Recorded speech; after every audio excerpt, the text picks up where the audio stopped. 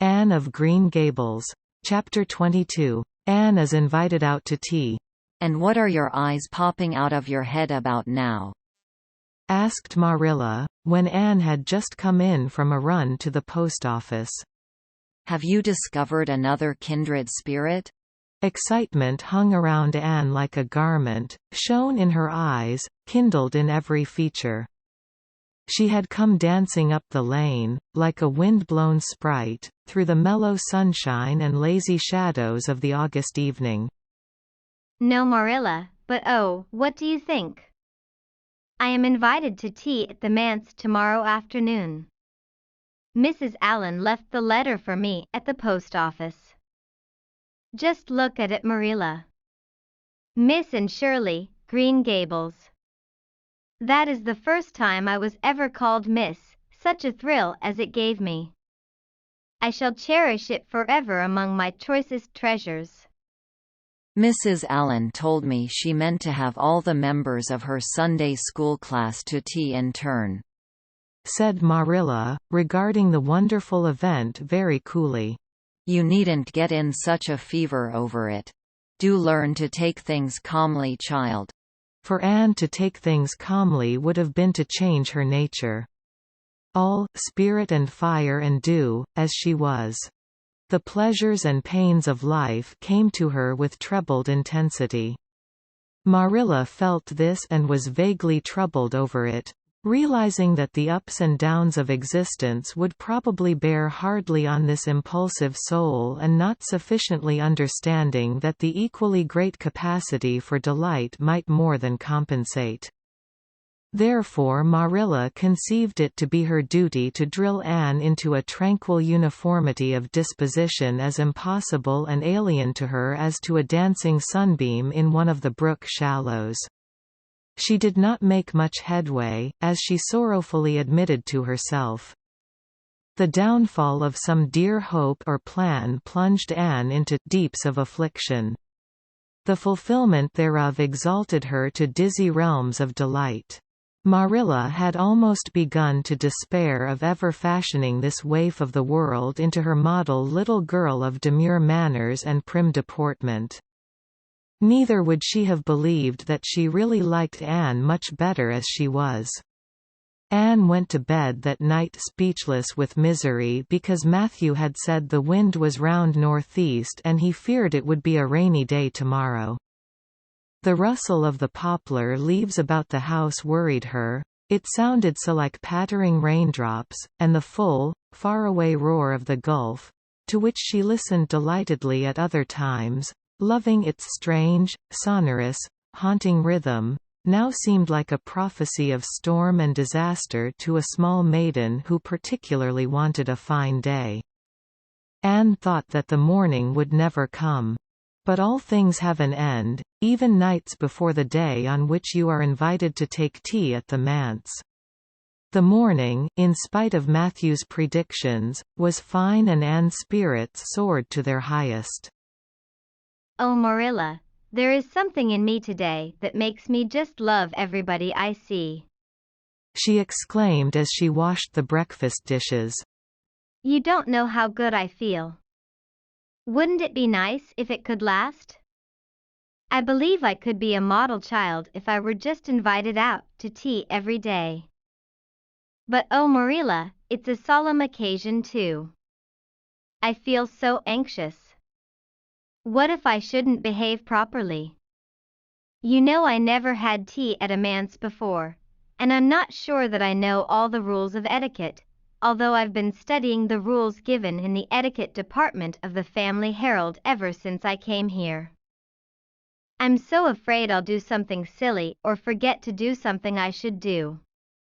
Would it be good manners to take a second helping of anything if you wanted to very much?" "The trouble with you, Anne, is that you're thinking too much about yourself. You should just think of Mrs. Allen and what would be nicest and most agreeable to her," said Marilla, hitting for once in her life on a very sound and pithy piece of advice.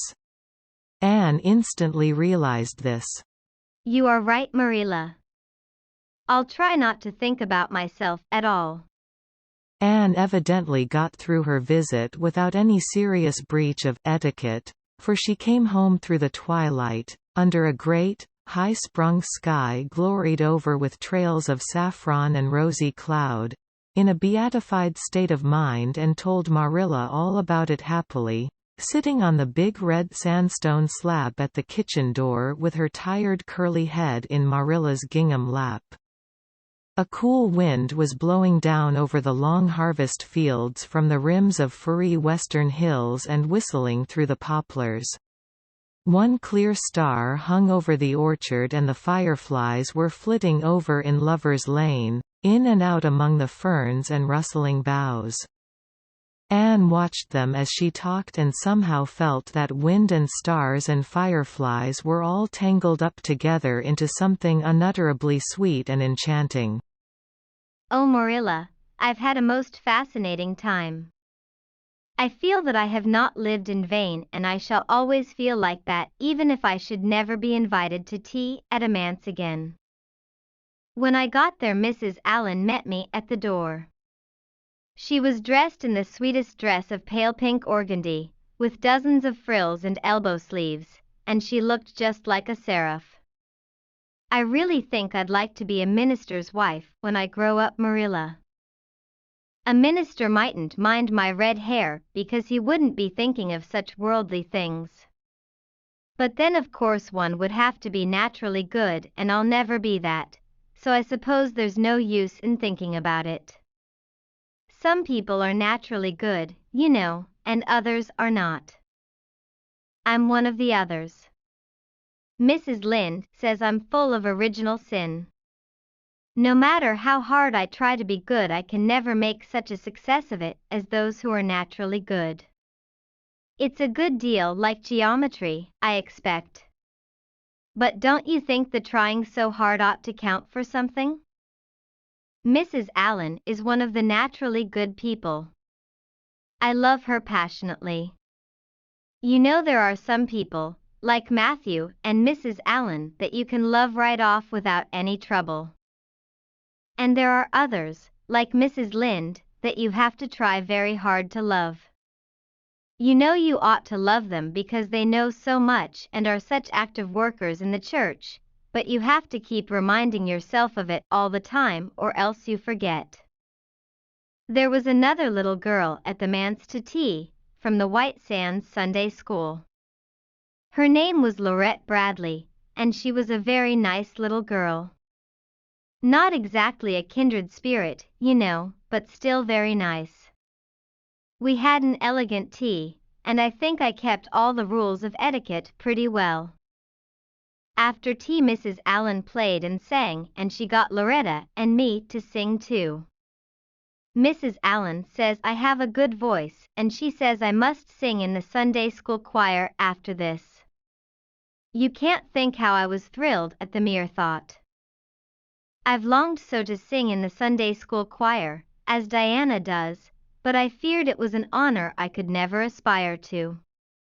Loretta had to go home early because there is a big concert in the White Sands Hotel tonight, and her sister is to recite at it.